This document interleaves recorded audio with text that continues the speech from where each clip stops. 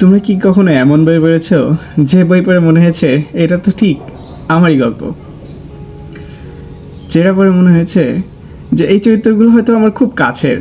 হ্যাঁ, ঠিক হুমায়ুন আহমেদ এর গল্পগুলো পড়লে ঠিক এমনই মনে হয়, হয়তো চরিত্রগুলো আমাদের খুব কাছের।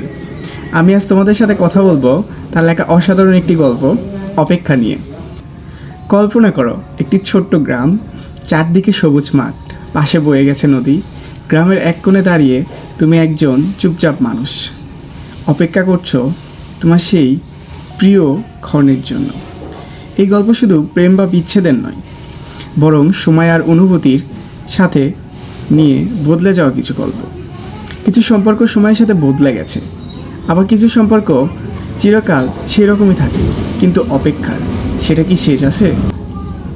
এই বই পড়তে পড়তে তোমার মনে হবে চরিত্রগুলো আমার সামনে বসে গল্প করছে।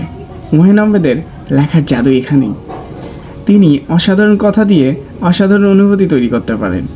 তুমি যদি এমন একটি গল্প পড়তে চাও যে গল্প তোমার হৃদয় ছুঁয়ে যাবে, সেটি হতে পারে হুমায়ুন আহমেদের একটি কালজয়ী লেখা অপেক্ষা বই। কখনো কারোর জন্য অপেক্ষা করেছ? সেই অনুভূতি কেমন ছিল কমেন্টে লিখে জানাও। আর ভিডিও ভালো লাগলে অবশ্যই লাইক দিও।